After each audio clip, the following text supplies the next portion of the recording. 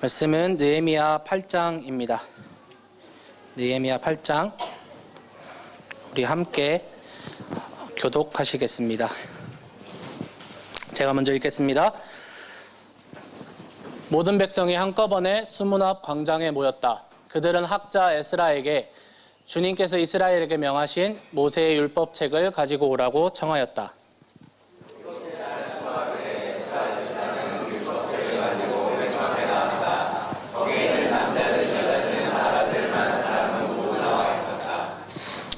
그는 수문 앞 광장에서 남자든 여자든 알아들을 만한 모든 사람에게 새벽부터 정오까지 큰 소리로 율법책을 읽어주었다. 백성은 모두 율법책 읽는 소리에 귀를 기울였다.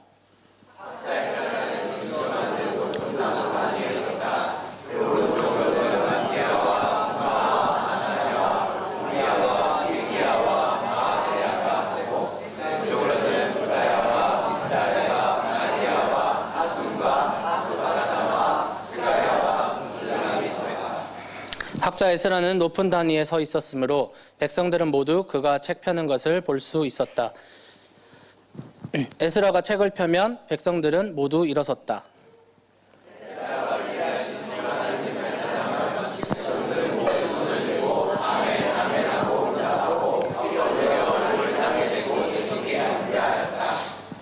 레위 사람인 예수아와 바니와 세레바와 야민과 아굽과 사부대와 호디아와 마아세야와 그리다와 아사랴와 요사박과 하난과 블리야는 백성들이 제자리에 서 있는 동안에 그들에게 율법을 설명하여 주었다.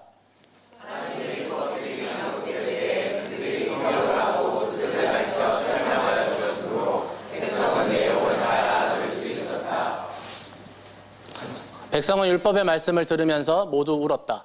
그래서 총독 느헤미야와 학자 에스라 제사장과 백성을 가르치는 레위 사람들이 이날은 주 하나님의 거룩한 날이니 슬퍼하지도 말고 울지도 말라고 모든 백성을 다 일렀다.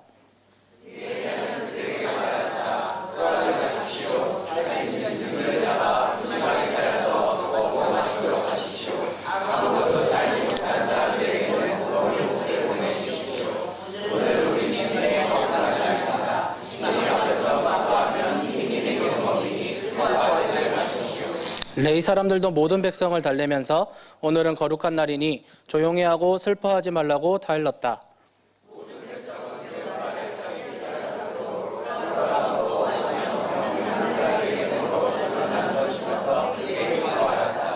이튿날에 모든 백성을 대표하는 각 가문의 어른들이 제사장들과 레위 사람들과 함께 율법의 말씀을 밝히 알고자 하여 학자 에스라에게로 갔다.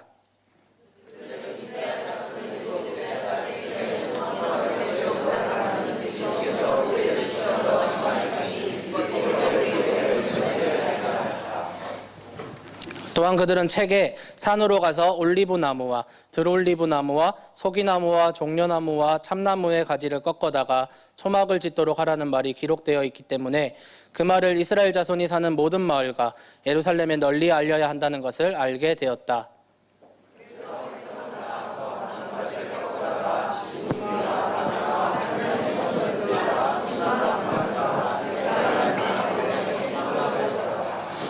사로잡혀 갔다가 돌아온 모든 사람이 초막을 세우고 거기에 머물렀다.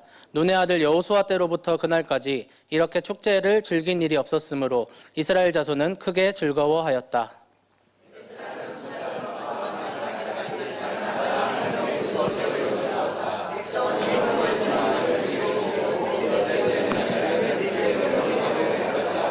아멘. 어느 날 율법 교사 한 사람이 예수님을 찾아왔습니다. 아까 목사님께서 칠드런스 톡 때 하신 말씀인데 그 사람은 사람들에게 율법을 가르치며 전수하는 일을 업으로 삼고 있었던 사람입니다. 그래서 자신이 율법에 대해서만큼은 정통하다고 생각하는 사람이었을 것입니다. 이 사람이 예수님께 이렇게 질문합니다. 선생님, 율법 가운데 어느 계명이 중요합니까? 이 질문에 예수님은 아주 명쾌하게 율법과 구약 성경 전체를 관통하는 두 가지 가르침으로 대답하셨습니다. 하나님을 내 마음과 목숨과 뜻을 다해서 사랑해라. 그리고 둘째도 그와 같은데 내 이웃을 내 몸과 같이 사랑해라. 이것이 온 율법과 성경과 예언서가 말하는 본뜻이다라고 말씀하셨습니다. 예수님께서 정리해 주신 이 성경의 모든 메시지는 두 가지로 정리됩니다. 하나님을 사랑하는 것, 그리고 이웃을 사랑하는 것. 그것이 거룩한 공동체로 모인 우리 그리스도인들, 그리고 교회가 가져야 할 신앙의 자세임을 우리가 기억해야 합니다. 지난주 말씀을 한번 기억해 봅시다. 지난주에 성벽이 완공되었지만 그 넓은 성 안이 아직 황폐해진 성읍이 남아 있었고 살아가는 사람들이 적었다라고 기록해 있었습니다. 그래서 느헤미야는 다시 한번 자신과 함께 돌아왔던 믿음의 동역자들의 명단을 재확인하면서 그들에게 거룩한 성 예루살렘으로 들어와서 거룩한 삶을 함께 살아가기를 요구하고 있었습니다. 오늘 말씀은요, 그 부름에 백성들이 어떻게 응답하고 있는지 살펴볼 수 있습니다. 앞서서 말씀드린 예수님께서 말씀하신 두 가지 가르침, 하나님을 사랑하는 것, 이웃을 사랑하는 것, 그것이 오늘 본문에서 두 가지 가치에 대해 어떻게 교회 공동체 가운데서 말씀하고 있는지 살펴보기 원합니다. 우리 함께 기도했으면 좋겠습니다. 살아계신 하나님 감사합니다. 하나님, 오늘도 우리에게 우리 교회에 하시는 하나님의 말씀을 올바로 알아듣고 그것을 믿고 신뢰하며 우리의 삶의 기준으로 삼을 수 있도록 도와주시옵소서. 성령 하나님, 우리의 마음을 열어주셔서 이 말씀이 믿어질 수 있도록, 또한 이 말씀 속에 거하시는 예수 그리스도의 복음의 진리를 우리가 깨달아 알 수 있는 지혜도 허락하여 주시옵소서. 감사합니다. 살아계신 예수 그리스도 이름으로 기도합니다. 아멘. 먼저 첫 번째 하나님께서 말씀하시는 바는요, 예배하는 공동체로 모여야 한다는 것입니다. 오늘 말씀 1절부터 3절까지를 보시면 모든 백성이 한꺼번에 수문 앞 광장에 모였다. 그들은 학자 에스라에게 주님께서 이스라엘에게 명하신 모세의 율법책을 가지고 오라고 청하였다. 7째 달 초하루에 에스라 제사장은 율법책을 가지고 회중 앞에 나왔다. 거기에는 남자든 여자든 알아들을 만한 사람은 모두 나와 있었다. 그는 수문 앞 광장에서 남자든 여자든 알아들을 만한 모든 사람에게 새벽부터 정오까지 큰 소리로 율법책을 읽어주었다.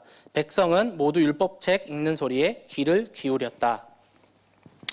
모든 백성이 수문 앞 광장 공터에 모였습니다. 느헤미야가 너희가 예루살렘 성 안으로 들어와서 살았으면 좋겠다라는 요청에 즉각적으로 백성들이 반응했습니다. 이들은 함께 수문 앞 광장에 모여들기 시작했습니다. 그런데 이 모임의 목적이 아주 중요합니다. 그것은 바로 예배하기 위해서 모였다라는 것이 아주 중요하기 때문입니다. 우리는 우리 스스로를 하나님의 백성이라고, 그리스도인들이라고 말합니다. 그래서 하나님의 백성들이 예배로 모이는 것은 너무나 당연한 이야기인 것 같습니다. 예배하는 것이 아주 당연하게 받아들여질 수 있습니다. 하지만 예배는 그리스도인만이 가질 수 있는 특권이자 권리입니다. 그리고 동시에 의무라고 생각합니다. 웨스트민스터 소요리 문답 제1문에 이렇게 질문하고 있습니다. 사람의 제일 되는 목적은 무엇입니까? 사람이 창조된 이유가 무엇입니까? 라고 했을 때에 그 대답이 사람의 제일 되는 목적은 하나님을 영화롭게 하는 것과 영원토록 그를 즐거워하는 것이다. 영원토록 그를 찬송하는 것이다 라고 정의하고 있습니다. 사람이 존재하는 목적, 사람을 하나님께서 창조하신 목적은 예배함에 있습니다. 사람은 하나님을 예배하기 위해 창조되었습니다. 이 이스라엘 회중은요, 아주 오랫동안 성회가 끊어졌습니다. 예배로 모이는 이 모임이 유대인 가운데 끊어졌었습니다. 왜냐하면 이들이 포로 생활 가운데 있었기 때문입니다. 지금 현재 상태에서 이들에게 필요한 것이 무엇이었을까요? 강한 국방력이었을까요? 혹은 아직도 황폐화되어 있는 예루살렘 성읍을 재건할 만한 경제력이었을까요? 그것이 아니라 바로 하나님의 이름 앞에 모인 거룩한 성도들이 하나님의 이름을 찬양하며 예배하는 것이 지금 필요했던 것입니다. 바로 재건된 예루살렘과 이스라엘 이 민족 가운데 바로 예배하는 사람들이 필요했다라는 사실을 기억해야 합니다.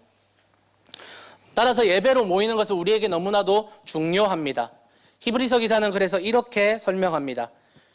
어떤 사람들의 습관처럼 우리는 모이기를 그만하지 말고 서로 격려하여 그날이 가까워 오는 것을 볼수록 더욱 힘써 모입시다. 아멘. 어떤 사람들이 있대요. 그런데 그 어떤 사람들이 모이기를 그만한다고 합니다. 개역개정 성경에는 모이기를 폐한다라고 번역을 하고 있습니다. 이 땅에 많은 교회들이 예배를 축소시키고 간소화시키고 있습니다. 주중에 모이는 모임들은 없어지고 있습니다.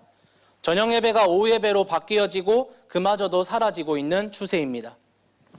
사람들은 일주일에 예배 한 번만 딱 드리고 그리고 집에 가서 개인 시간을 보내고 가족들과 친구들과 그리고 자신의 그냥 그런 즐거움을 위해 시간을 보내는 일들이 자연스러워진 시대가 되었습니다.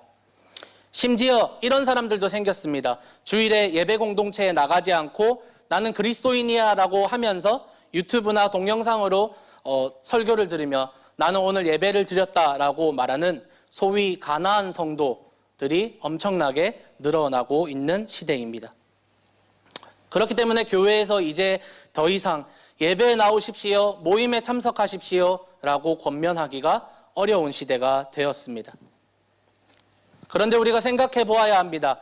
최소한 우리가 주의를 거룩하게 지키는 모습과 그 자세들이 우리가 정말 순수하게 예수님을 처음 만났던 순수한 신앙을 가졌던 그때 그 시기에 예배에 대한 열정들, 찬양에 대한 열정들, 기도에 대한 열정들, 하나님을 만나는 그 자리에 대한 나의 뜨거운 열정, 불타는 열정이 가득했던 그때 그 젊은 시절에 비하면 지금 하루에 2번 예배 드리는 것을 굉장히 부담으로 여기고 주중 모임을 굉장한 부담으로 여기고 주일 하루조차 주님을 위해 온전히 에너지를 쏟지 못하는 우리의 모습을 본다는 것입니다. 저 또한 마찬가지입니다. 저의 모습을 뒤돌아보았을 때 저 또한 식어버린 것이 인정이 됩니다. 우리가 정말로 인정해야 될 것은 우리는 정말 식어버렸습니다. 우리는 어쩌면 하나님 앞에서 모이기를 그만하는 저 어떤 사람들, 그들의 축에 속하고 있는지도 모르겠습니다. 그렇기 때문에 여러분에게 권면드립니다. 모이셔야 합니다. 그리고 예배하셔야 합니다.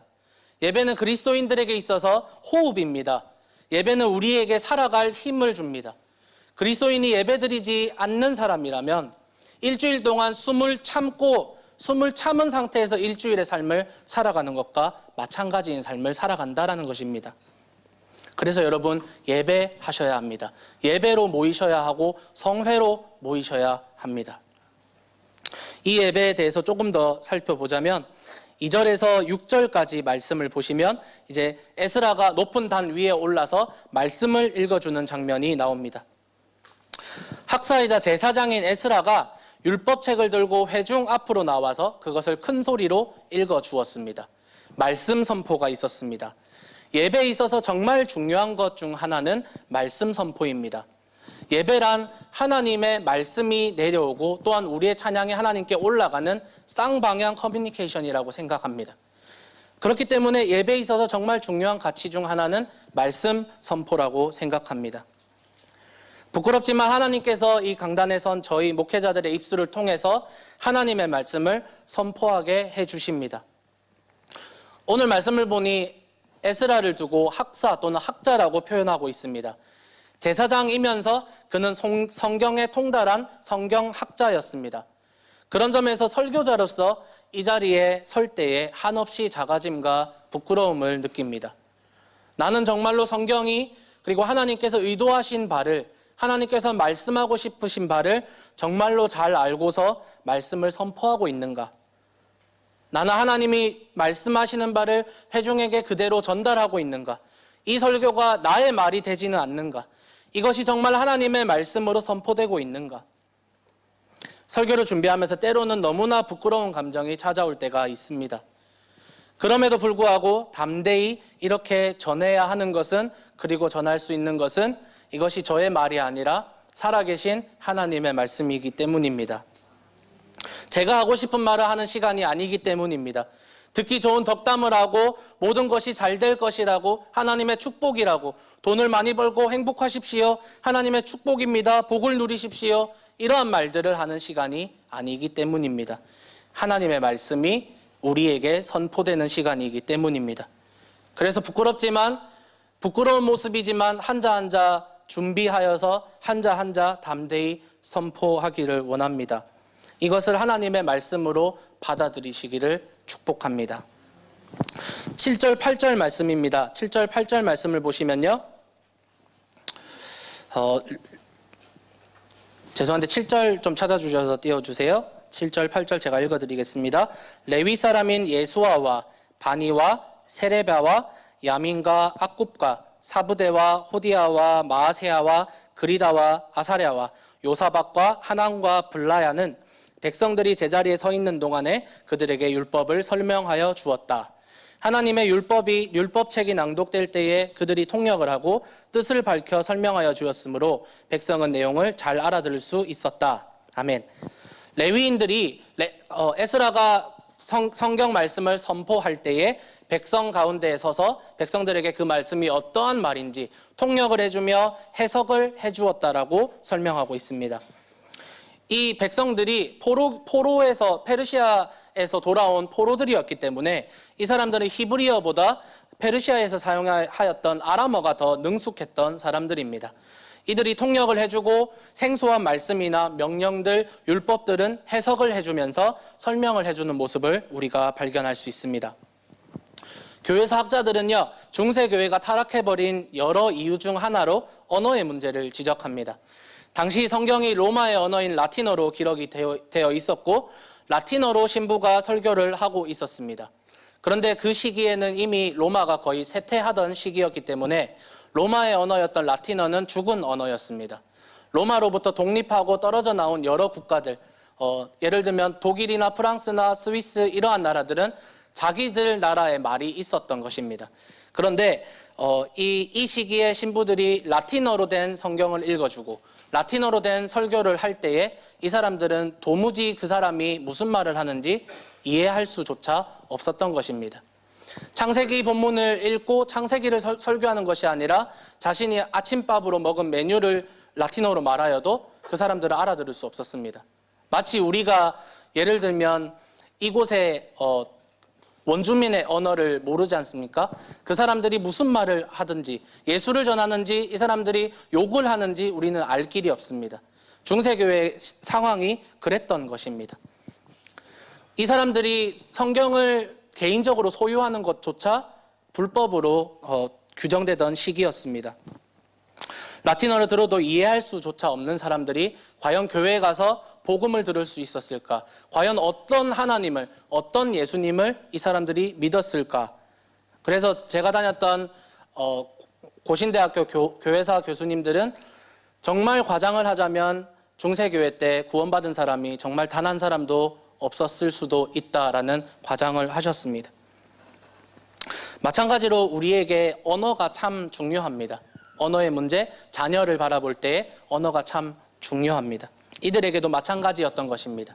그래서 히브리어로 된 이 율법을 아람어로 그리고 어려운 부분을 해석해주며 이 사람들에게 설명했던 것입니다. 마찬가지로 여러분 성경은 어렵지 않습니다. 여러분이 이해할 수 있습니다. 혹 저의 설교가 혹시 어렵다고 느껴지시거든 말씀해 주시고 질문해 주시길 바랍니다. 그것은 성경이 잘못된 것이 아니라 제가 잘못된 것이고 저의 부산 사투리가 잘못된 것이기 때문입니다. 하나님의 말씀은 아주 명백하고 클리어합니다. 명백하게 우리에게 선포됩니다.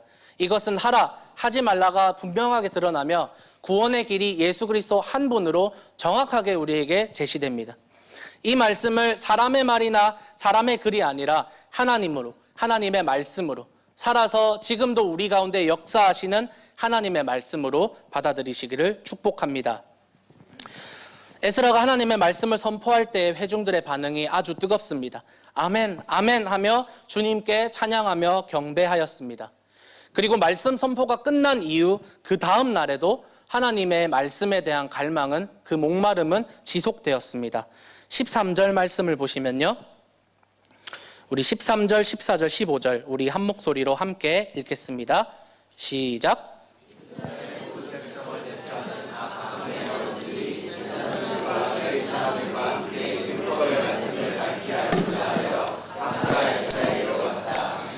그들은 이스라엘 자손은 일곱째 달 축제에는 초막에서 지내도록 하라는 주님께서 모세를 시켜서 명하신 말씀이 율법에 기록되어 있는 것을 발견하였다. 또한 그들은 책에 산으로 가서 올리브나무와 들올리브나무와 소기나무와 종려나무와 참나무의 가지를 꺾어다가 초막을 짓도록 하라는 말이 기록되어 있기 때문에 그 말을 이스라엘 자손이 사는 모든 마을과 예루살렘에 널리 알려야 한다는 것을 알게 되었다. 아멘.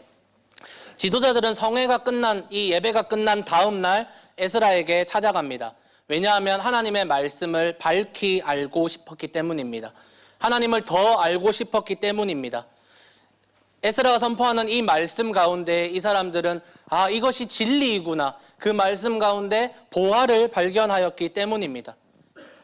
지금 저 사람이 말하는 저 말이, 저 글이 그냥 글이 아니구나. 그냥 에스라 개인의 말이 아니구나.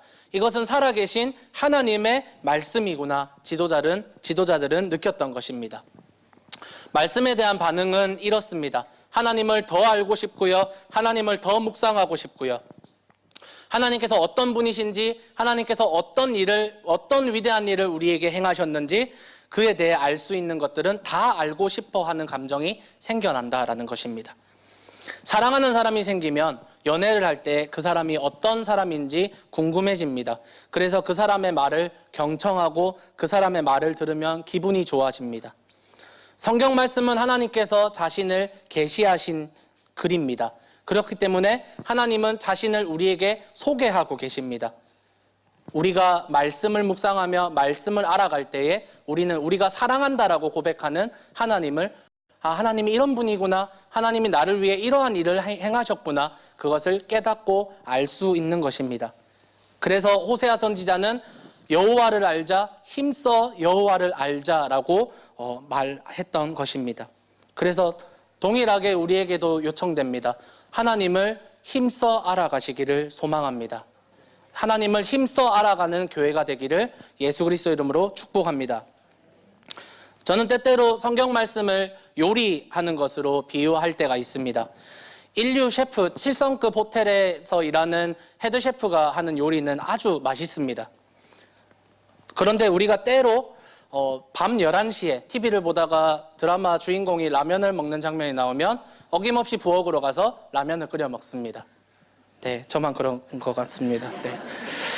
근데 그 라면 정말 맛있습니다. 제가 끓였지만 참 맛있습니다. 먹지 못해서 배가 고프면요, 굶주린 사람들은 안 좋은 것도 아무거나 주워 먹습니다. 그래서 우리가 때로 이단의 말씀도 주워 먹는 사람들이 있다라는 것입니다. 건강한 음식을 먹어야 건강해지는 법입니다.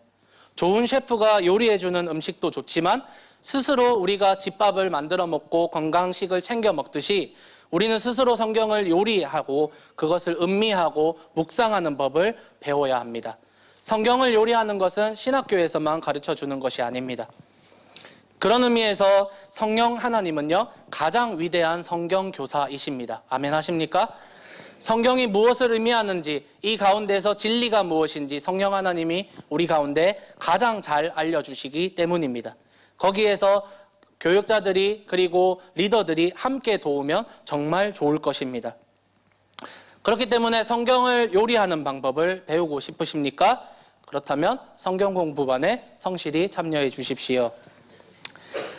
혹시 여러분 복음을 확실하게 이해하고 있습니까? 아까 목사님께서 복음반을 설명하실 때에 옆 사람에게 복음을 설명해 달라고 했는데 효과적으로 설명하셨나요?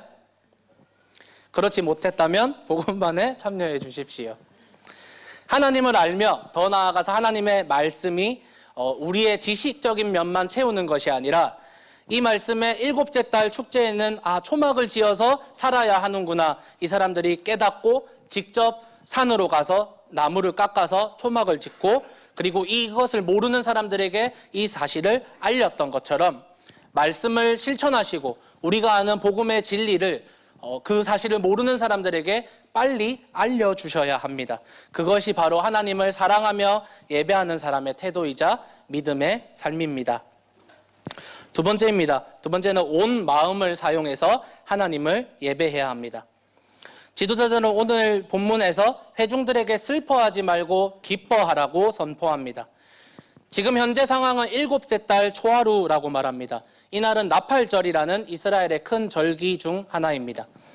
이날은 나팔을 불면서 하나님이 우리를 어떻게 구원하시고 어떻게 애굽에서 우리를 탈출시키셨는가, 그것을 기뻐하며 기념하는 날입니다. 진정으로 회개하며 진정으로 하나님을 아는 사람들은 두려움이 없습니다. 슬픔이 없습니다. 구원의 기쁨이 있는 것입니다. 10절 말씀에 느헤미야는 그들에게 말하였다. 돌아들 가십시오. 살찐 짐승들을 잡아 푸짐하게 차려서 먹고 마시도록 하십시오. 아무것도 차리지 못한 사람들에게는 먹을 몫을 보내주십시오. 오늘은 우리 주님의 거룩한 날입니다. 주님 앞에서 기뻐하면 힘이 생기는 법이니 슬퍼하지들 마십시오. 아멘. 오늘 또한 우리에게 기쁜 날입니다. 하나님의 말씀을 깨닫도록 우리에게 은혜를 주신 날이며, 또한 우리가 안식일을 지키지 않고 주일을 지키는 것은 예수 그리스도의 승리와 부활을 우리가 기념하기 때문입니다. 그렇기 때문에 여러분 기뻐하십시오. 찬양하십시오. 온 마음을 다해서 기뻐하시고 찬양하십시오. 주일에 하나님을 기뻐하시고요. 밥도 오늘 많이 드시고 사람들과 기뻐하면서 교제하시길 바랍니다. 왜냐하면 오늘은 주님의 거룩한 날이기 때문입니다. 주님 앞에서 기뻐하면 힘이 생기는 법이니 슬퍼하지 말고 기뻐하십시오. 주님은 이것을 두고 성찬으로 우리 그리스도인에게 허락해 주셨습니다. 떡을 떼고 잔을 나누면서 예수 그리스도의 십자가와 예수 그리스도의 사랑과 은혜와 구원을 기념하고 기억하기 위해서 우리 그리스도인에게만 허락해 주신 성찬이라는 또한 교제가 있습니다. 우리는 식탁 교제를 좋아합니다. 밥을 먹고 나누는 것을 좋아합니다. 그런데 가장 큰 은혜가 나오는 식탁 교제, 그것은 바로 우리가 조금 이따 할 성찬 가운데 우리 가운데 그 큰 은혜가 임할 줄로 믿습니다. 그렇기 때문에 우리는 삼위일체 완전하신 하나님으로 인해서 기뻐할 수 있습니다. 하나님 아버지께서 베풀어 주신 은혜로 기뻐할 수 있고요. 예수 그리스도의 십자가 사랑과 구원으로 기뻐할 수 있습니다. 또한 성령 하나님께서 도우시며 함께 하심으로 우리가 기뻐하고요. 그리고 성도 간의 교제와 사랑을 통해서 기뻐할 수 있습니다. 우리 한번 옆 사람과 앞뒤 좌우 사람과 인사하실 때 하나님으로 인해서 기뻐합시다, 이렇게 한번 인사하실까요? 또 이렇게 한번 인사했으면 좋겠습니다. 당신으로 인해서 기쁨이 생깁니다, 이렇게 인사했으면 좋겠습니다. 네, 감사합니다. 사도 바울은 우리에게 권면합니다. 항상 기뻐하라. 항상 기뻐하라. 근데 우리가 어떻게 항상 기뻐할 수 있을까요? 항상 웃음 짓고 항상 웃고 다니는 사람은 우리가 보통 약간 미쳤다라고 생각할 수 있습니다. 어떻게 우리가 하나님의 주시는 은혜와 사랑에 매 순간순간 감격하며 기뻐할 수 있을까요? 그에 대한 대답은요, 바로 진정한 회개와 애통을 통해서 진정한 기쁨을 소유할 수 있습니다. 오늘 말씀 9절 말씀입니다. 백성은 율법의 말씀을 들으면서 모두 울었다. 느헤미야와 에스라와 레위 사람들이 백성들에게 타일르면서 울음을 그치며 슬퍼하지 말라고 당황하는 모습이 여기서 보입니다. 이 온 회중에게 그렇게 지도자들이 타이를 정도로 깊은 슬픔의 감정이 온 회중 가운데 찾아옵니다. 성령 하나님의 역사가 이들 가운데 일어난 것입니다. 사랑하는 여러분, 예배를 드리다가 찬양을 하시다가 기도를 하시다가 주체할 수 없는 눈물을 흘려본 적이 과연 언제이십니까? 이 회중들의 반응을 보십시오. 백성들이 율법의 말씀을 들으면서 주체할 수 없는 애통에 잠깁니다. 에스라가 어떠한 달변가기 때문에 정말 이 사람들의 감정을 막 밀당을 할 수 있었기 때문에 그런 것이 아니라 에스라는 그냥 율법의 말씀 자체만을 읽었습니다. 6시간, 7시간 동안. 그런데 이 말씀을 들으면서 이들 가운데에 정말 깊은 슬픔의 감정이 찾아오는 것입니다. 지금 저 에스라가 선포하는 말씀이 무슨 말인가? 우리 조상들이 하나님을 제대로 섬기지 못해서 하나님의 말씀에 순종하지 못해서 망하였구나. 그런데 나도 우리 조상들과 별반 다를 것 없는 삶을 살아가고 있구나. 내가 하나님 앞에서 무심코 했던 행동들이, 무심코 했던 한마디 말들이 하나님 앞에서 죄악된 행동이었구나. 이 사람들이 깨달아지고 그러면서 비통함, 애통함을 참을 수 없었을 것입니다. 말씀을 들을 때에 우리 가운데 찔림과 애통하는 마음과 슬픈 마음이 찾아옵니다. 예수님은 이렇게 말씀하셨습니다. 마태복음 5장 4절에 슬퍼하는 사람은 복이 있다. 하나님이 그들을 위로할 것이다. 하나님의 말씀에 회개의 눈물의 반응은 온 회중을 사로잡습니다. 모두가 주체할 수 없는 눈물을 흘리고 있습니다. 슬퍼하지 말고 기뻐하라고 권면할 정도로 이 사람들이 깊은 슬픔과 눈물을 흘리고 있습니다. 사람들이 기뻐하라고 눈물을 그치라고 해도 계속해서 눈물을 흐르는 하나님의 은혜에 감격하여서 하나님의 사랑이 깨달아져서 흐르는 눈물을 경험한 적이 있으신가요? 혹 요즘에 내가 아무리 말씀을 들어도 아무리 말씀을 내가 묵상을 하여도 찬양을 하고 기도를 하여도 내 마음에 아무런 감동이 없고 아무런 자극도 없고 그냥 지적인 동의만 일어난 채 아무런 감정의 요동함 없이 아주 이성적으로 신앙생활을 하고 계신 것은 아닌가요? 세계적인 설교가 스펄전 목사님의 아주 유명한 일화가 있습니다. 하루는 기도를 하다가 대성통곡을 하였다고 합니다.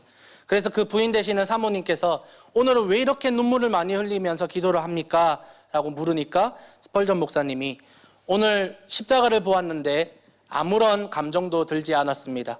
이것이 하나님 앞에서 너무나 부끄러워서 내가 눈물로 회개할 수밖에 없었습니다. 라고 고백했다고 합니다. 이제는 우리가 예수님을 묵상해 보아도 십자가를 바라보아도 아무런 생각도 아무런 감정도 들지 않는 그냥 차가워져 버린 신앙.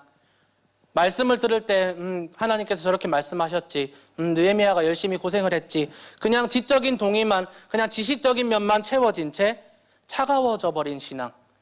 하나님을 대할 때도 또한 사람을 대할 때도 그렇게 차가워지고 그렇게 딱딱해지는 나의 모습을 발견하지는 않으십니까?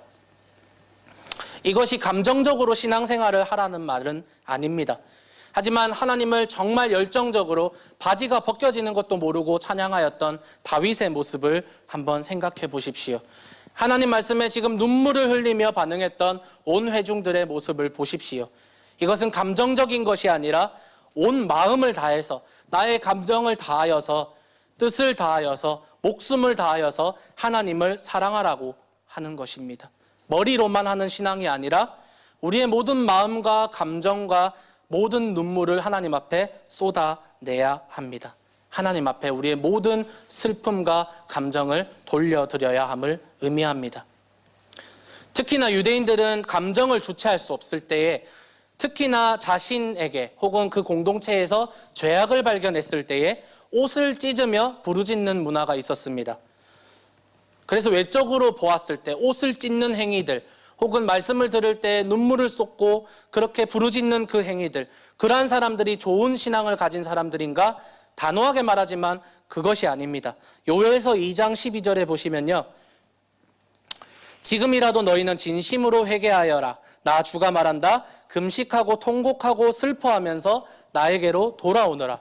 옷을 찢지 말고 마음을 찢어라. 주 너희의 하나님께로 돌아오너라. 주님께서는 은혜롭고 자비로우시며 오래 참으시며 한결같은 사랑을 늘 베푸시고 불쌍히 여기는 마음이 많으셔서 뜻을 돌이켜 재앙을 거두기도 하신다. 아멘. 그렇기 때문에 여러분, 뭔가 외적으로 보여지는 외식함으로 눈물을 흘리라는 말이 아닙니다. 우리의 마음을 찢어야 합니다.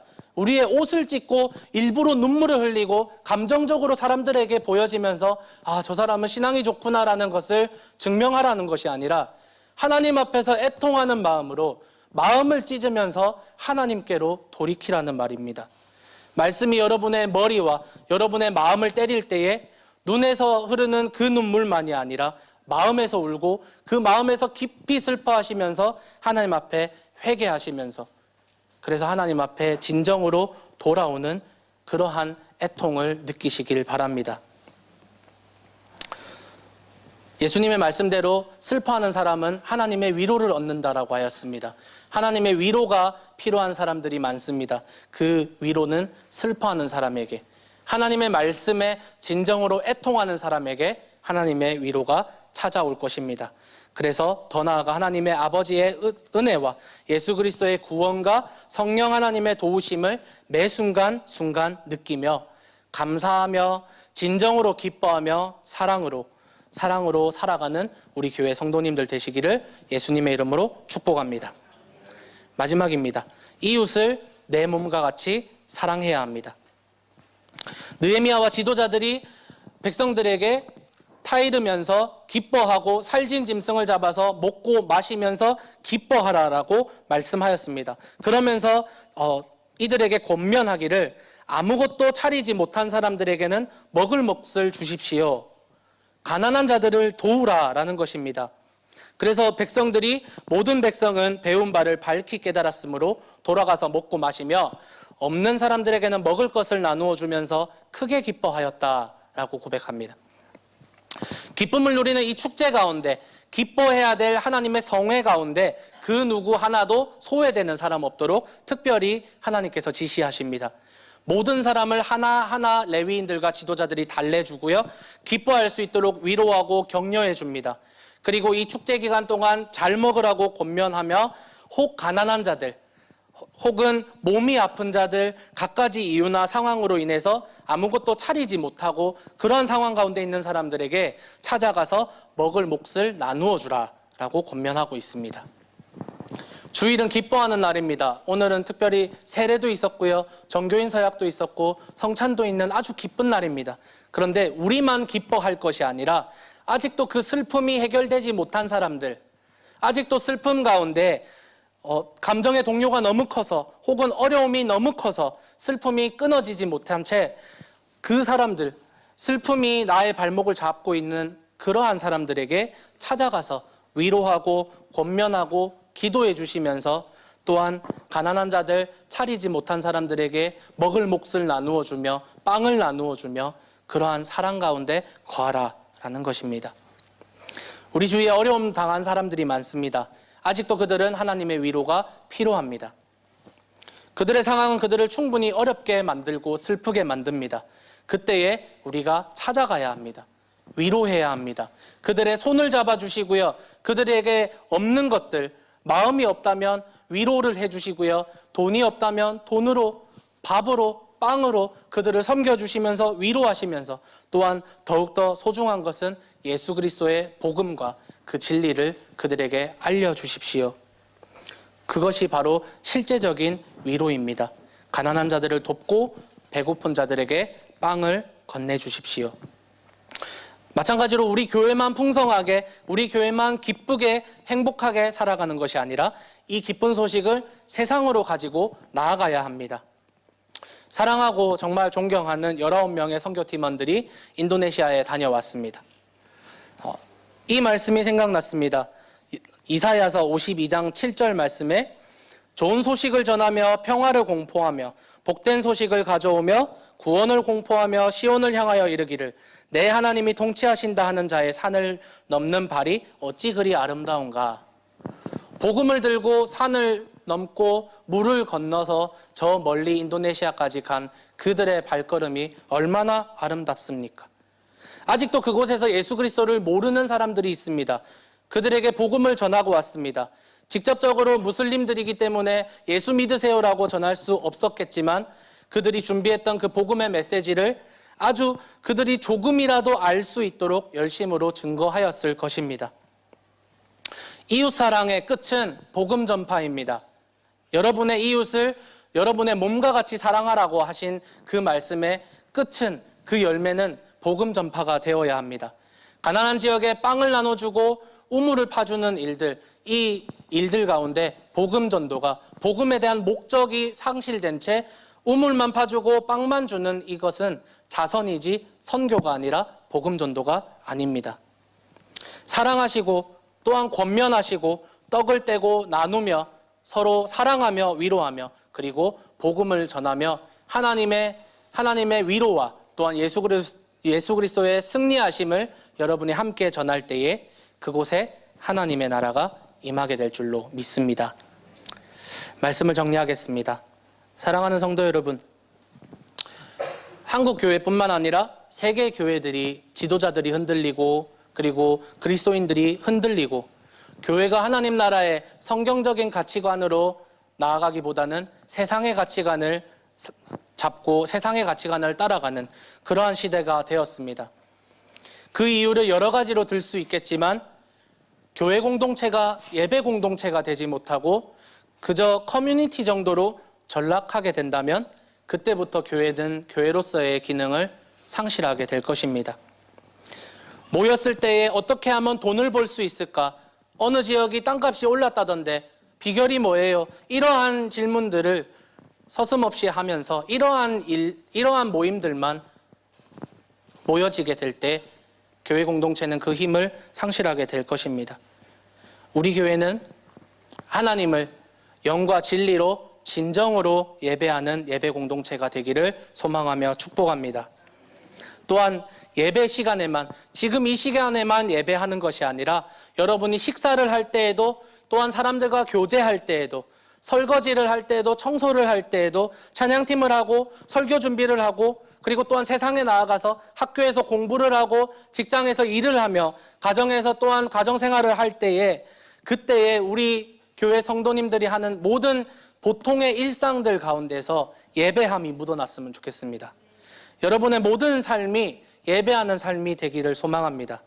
그래서 정말로 진정으로 하나님 아버지를 마음과 목숨과 뜻을 다하여서 사랑하시고, 또한 이웃을 나의 몸같이 정말 최선을 다해서 사랑하시는 진정한 제자, 진정한 예배자가 되기를 예수 그리스도의 이름으로 축복합니다.